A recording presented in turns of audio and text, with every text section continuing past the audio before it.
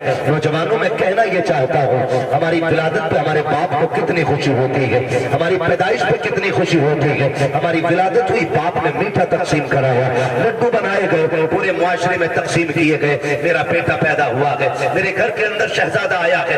آپ سے میں اتنا کہنا چاہتا ہوں، اگر باپ کو اتنی خوشی ہوتی ہے تو پھر بیٹے باپ کی میت کی دعائیں کیوں مانگ رہے ہیں؟ اگر بیٹا بیمار ہو جاتا ہے تو باپ کہتا پھرتا ہے صاحب دعا کرنا اللہ بیٹے کو زندگی دے دے، بیٹا لمبی عمر پا جائے۔ اگر بیٹا بیمار ہو جاتا ہے باپ روتا پھرتا ہے میرے بیٹے کی لمبی عمر کی دعائیں کی جائیں، مگر افسوس کی بات ہے اگر باپ بیمار ہوتا ہے تو بیٹا کہتا پھرتا ہے مولانا دعا کیجئے گا تاکہ باپ کی مٹی اللہ کو پیاری ہو جائے۔ اب اچھے نہیں لگتے ہیں، اب پریشانی زیادہ ہے، اب دیکھا نہیں جاتا ہے، یہ قسمت کی خرابی ہے جو باپ کی موت مانگ رہے ہو۔ اللہ توفیق دے تو باپ کی زندگی مانگا کرو، لمبی عمر مانگا کرو۔ تم نہیں جانتے ہو، اگر تمہیں یہ لگتا ہے اس کی کھانسی سے گھر کا ماحول بگڑ رہا ہے، اس کی آواز سے گھر کا ماحول بگڑ رہا ہے تو غلط سوچتے ہو۔ خدا کی قسم اگر یہ بیمار بستر پہ پڑا ہے، اس کے ہاتھ اٹھتے ہیں خدا کی رحمتیں برس جایا کرتی ہیں، اس کی زبان چلتی ہے خدا کی طرف سے برکتیں آ جاتی ہیں۔ اس کے لیے موت نہ مانگا کرو، اگر مانگ سکتے ہو اس کے لیے زندگی کی خیرات مانگا کرو، زندگی کی بھیک مانگا کرو۔ بھول گئے ہیں ہم لوگ، ہمیں شاید یہ رشتے یاد نہیں ہے۔ لوگ تڑپ جاتے ہیں، کہتے ہیں کہ میرا باپ اچھا ہوا چلا گیا، گیا تو گھر خالی ہو گیا۔ شرم آنی چاہیے، یہ رشتے رب کو کتنے پیارے ہیں۔ بقرعید آنے والی ہے، سارے لوگ گوشت کے چکر میں پڑے رہتے ہیں، کوئی کہتا 80,000 کا جانور لیا ہے، کوئی کہتا 60 کا لیا ہے۔ میرے جیسا جانور بستی میں کسی کا نہیں ہے، مجھے بتاؤ تو صحیح یہ قربانیاں زمانے کے لیے ہو رہی ہیں یا خدا کے لیے ہو رہی ہے؟ اگر رب کے لیے ہے تو پھر یہ مقابلہ کیسا ہے، یہ دکھاوا کیسا ہے؟ جانور کو لا کر کے دروازے پہ باندھ دیا جاتا ہے تاکہ دنیا دیکھ کر کے جائے جیسا سیٹ کا بکرا ہے ایسا کسی کا بکرا نہیں ہے، جیسے فلاں کا جانور ہے ویسا کسی کا جانور نہیں ہے۔ شرم آنی چاہیے، ہماری قربانی اللہ کے لیے ہو، ہماری تمام جتنی بھی نیکیاں ہیں اللہ اور اس کے رسول کی رضا کے لیے ہونی چاہیے۔ قربانی کیا ہے؟ کیا صرف گوشت کے لیے قربانی کی جاتی ہے یا صرف گردنیں کاٹی جاتی ہیں؟ غور کرو پیارے، پوری قربانی یہ کسی رشتے کی یاد دلاتی ہے۔ اتنی آسانی سے صرف قربانی کہہ کے نہیں گزرا جا سکتا ہے۔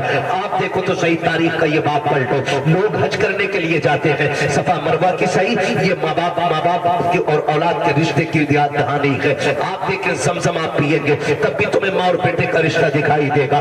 آپ جائیں گے جب شیطان کو کنکر ماریں گے وہاں بھی تمہیں باپ بیٹے کا رشتہ دکھائی دے گا۔ جب گردن پہ چھری چلاتے ہو جانور کی غور سے دیکھنا وہاں بھی بیٹے کا باپ کا رشتہ نظر آئے گا۔ یہ رشتہ کتنا عظیم ہے رب کی بارگاہ میں، آپ غور تو کرو پیارے۔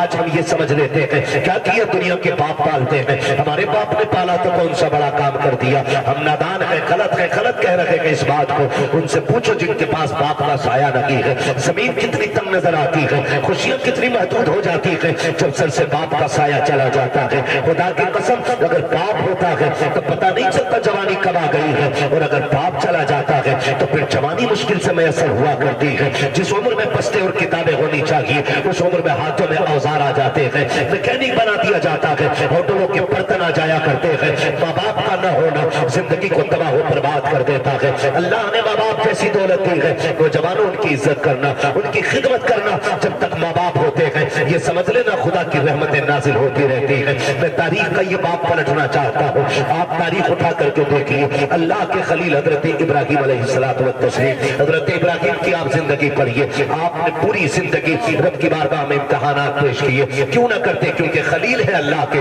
دوست ہیں، قربانیاں پیش کر رہے ہیں، امتحانات کی منازل سے گزرتے جا رہے ہیں۔ آج جانور قربان کرنے کی بات آتی ہے، ابھی بات بتائی تھی جیسا کہ کہا گیا تھا، ابھی مفتی صاحب نے بتایا تھا کہ جب قربانی کی بات آتی ہے لوگ بہانہ کر دیتے ہیں، قرضہ ہے نہیں کر سکتے، پتہ نہیں ہے چٹنی نہیں چل رہی ہے، روٹی نہیں چل رہی ہے، اور اگر کوئی بیچنے لگ جائے ابھی 1 لاکھ کا موبائل خرید لے گا، 70,000 کا موبائل خرید لے گا، لیکن قربانی کے لیے 3500 روپے دیتے ہوئے کلیجے پھٹ جایا کرتے ہیں۔ تمہیں سوچنا چاہیے قربانی اللہ کی بارگاہ میں بہت بڑی عبادت ہے۔ فرمایا گیا قربانی کے دنوں میں قربانی سے بڑی کوئی عبادت نہیں ہے۔ اگر قربانی کی جگہ پہ آپ ایک سونے کا ڈھیر بھی اللہ کی راہ میں خرچ کر دو تب بھی اللہ اتنا راضی نہیں ہوتا ہے جتنا تمہاری قربانی سے اللہ راضی ہوا کرتا ہے۔ اس میں بہانے نہ بنایا کرے، اس میں آپ ہیلے تلاش کر کے نہ نکلا کرے۔ تاریخ کا یہ باب پلٹیے، شکر ادا کریں اللہ نے جانور کی قربانی مانگی ہے، اگر بیٹے کی قربانی مانگ لیتا تو اللہ نے اپنے خلیل سے بیٹے کی قربانی مانگی۔ ہم سے مانگنے کا تو بکرا دینے تیار نہیں ہے، بیٹے کے معاملے میں پھر کیا ہوتا؟ وہ کریم ہے، اس نے ابراہیم خلیل اللہ کی سنت کو زندہ کرنے کے لیے ہم سے جانور کی قربانی مانگی، جانور کی قربانی زندہ مانگی، جانور کی قربانی مانگی۔ اور آپ اس بات پہ بھی غور کریں، اس بات پہ بھی غور کریں، اگر آپ مسلمان ہیں تو آپ کو آزمایا جائے۔ کہتے ہیں یار مسلمان اور ہم بھی مصیبتیں آ رہی ہیں۔ ہاں ہاں، آپ مسلمان ہیں تو آپ بھی کو آزمایا جائے۔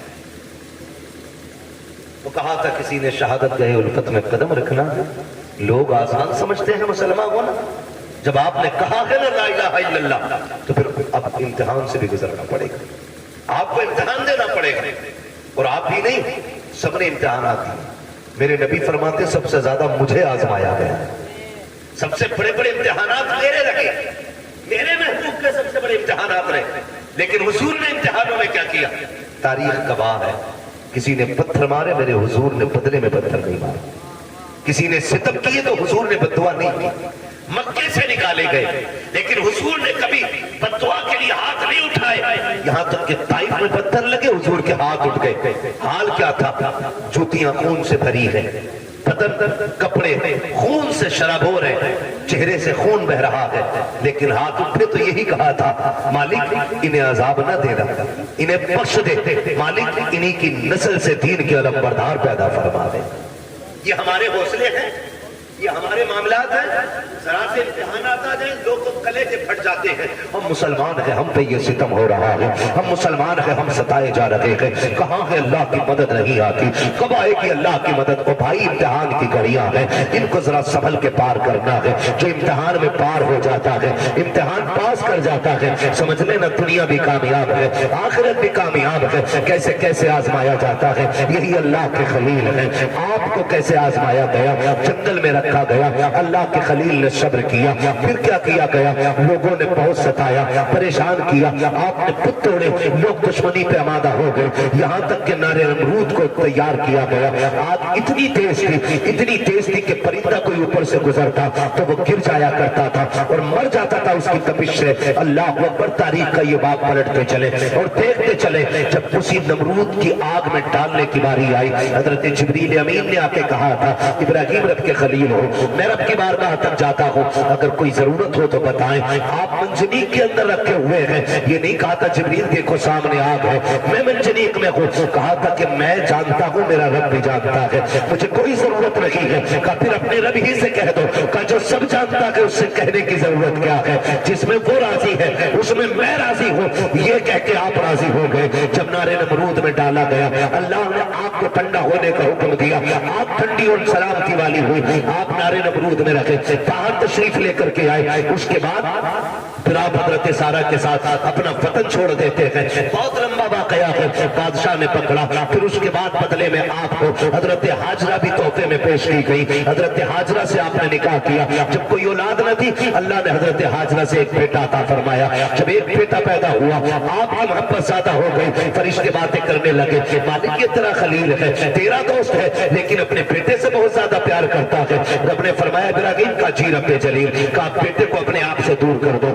کہا کیا کرنا ہے مالک؟ کہا ایسی وادی میں چھوڑ کے آؤ جہاں پہ کوئی آبادی نہ ہو۔ حضرت ابراہیم خلیل اللہ نے بیٹے کو لیا، آج وہاں لے کر کے آئے جہاں آج کعبہ موجود ہے، اس زمین پہ بیوی بچے کو لے کر کے آئے۔ تاریخ کا یہ باب بڑے سنہرے الفاظ میں لکھا ہوا ہے، بہت غور سے سننا پیارے، اور جا کر کے بہن بیٹیوں کو بھی یہ باب سنانا۔ حضرت ابراہیم خلیل اللہ جب اس جنگل میں آئے جہاں پہ درخت کا سایہ تک نہیں تھا، ہریالی تک نہیں تھی، کالے پتھروں کی پہاڑیاں ہیں، دور دراز تک کوئی نہیں ہے، اللہ کے خلیل نے بیوی بچے کو جب چھوڑا ہے اور چھوڑ کے جانے لگے ہیں، حضرت حاجرہ نے دامن پکڑا، ساتھ چلنے لگے ہیں، مورخین نے لکھا ہے 3 میر تک دامن پکڑ کے حضرت حاجرہ چلی ہے، اور یہ پوچھتی جا رہی تھی اللہ کے خلیل بتاتے تو جاؤ کیوں چھوڑ کے جا رہے ہو، کوئی خطا ہو گئی ہے بتاؤ تو صحیح، کیوں چھوڑ کے جا رہے ہو، کیا بات ہے، اپنی مرضی سے چھوڑ کے جا رہے ہو یا رب کے کہنے سے چھوڑ کے جا رہے ہو؟ یہ حضرت حاجرہ کہتے کہتے 3 میر تک دوڑی ہے، تاریخ گواہ ہے، خدا کی قسم ایک جملہ بھی حضرت حاجرہ نے ناشکری کا نہیں کہا تھا۔ آج شوہر اگر بیوی کے پسند کے کپڑے نہ نکل آتا ہے تو پھر بیویاں بگڑ جایا کرتی ہیں، کہتی تمہارے گھر میں سکون نہیں ملا ہے، جب سے تمہارے گھر میں آئی ہوں مجھے ملا ہی کیا ہے، اس طرح کے تانے دیا کرتی ہیں۔ اے میری بیٹی میری بہن کان کھول کے سن لینا، تیری جنت تیرے شوہر کے قدموں میں رکھی گئی ہے، تو لاکھ سجدے کر لے، لاکھ نوافل پڑھ لے، اگر تیرا شوہر تجھ سے ناراض ہے تو خیریت نہیں ہے۔ اگر تیرا شوہر 2 پیسے کی چیز لے کے آتا ہے اس سے چہرہ بگاڑ کے بات نہ کر، اس کا مسکرا کے استقبال کرنا۔ تو نہیں جانتی ہے کہ تیرے شوق تو اتنے ہیں کہ شوہر کی کمائی اتنی نہیں ہے، لمبی لمبی لسٹیں بنا کے دی جاتی ہیں، مجھے 7,000 کا جوڑا چاہیے، 8,000 کا جوڑا چاہیے۔ میری بہن تو کنیز فاطمہ زہرا ہے، تیرے لیے جنت میں محلات تیار کیے گئے ہیں، جنت میں جنتی لباس تیرے لیے ہے، فقط اتنا کرنا ہے تجھے اپنے شوہر کی رضا میں راضی رہنا ہے۔ تو کون ہے، تیری اوقات کیا ہے؟ نہ تو ولی کی بیٹی ہے، نہ تو نبی کی بیٹی ہے، نہ تو نبی کی بیوی ہے، نہ تو ولی کی بیوی ہے۔ تاریخ کا یہ باغ پلٹ کے تو دیکھو، حضرت ہاجرہ کو اللہ کا خلیل چھوڑ کے جا رہا ہے، جنگل میں چھوڑ کے جا رہے ہیں، کوئی درخت نہیں ہے، کوئی سایہ نہیں ہے، جنگل کی جنگل ہے، 3 میل تک دوڑی ہے، دامن پکڑ کے دوڑ کے کہا تھا خلیل یہ تو بتا کے جاؤ کیوں چھوڑ کے جا رہے ہو، اتنی سی کھجوریں، اتنا سا پانی، یہ کس کے سہارے ہے؟ اللہ کے خلیل کی آپ تاریخ پڑھیے گا، آگ میں ڈالے گئے ہیں، اللہ کے خلیل نہیں روئے ہیں، وطن چھوڑا ہے نہیں روئے ہیں، نمرود کی فوج نے پیچھا کیا ہے نہیں روئے ہیں، لیکن جب بیٹے کو جنگل میں چھوڑ کے جا رہے ہیں لوگ کہہ دیا کرتے ہیں میرے باپ کا رشتہ کی کیا ہے، میرا باپ مجھ سے پیار نہیں کرتا ہے، غیرت آنی چاہیے۔ خدا کی قسم وہ خلیل جو نمرود کی آگ سے لڑ کر کے نہیں رویا، وہ خلیل جو آگ میں ڈالا گیا تماسو نہیں آئے، دشمنوں نے پیچھا کیا تب نہیں رویا، لیکن آج جب بیٹے کو چھوڑ کے جا رہے ہیں آنکھ سے آنسو ٹپ ٹپ گرتے جا رہے ہیں۔ شریک حیات نے کہا تھا اللہ کے خلیل بتاتے تو جاؤ اس جنگل میں کیوں چھوڑ کے جا رہے ہو،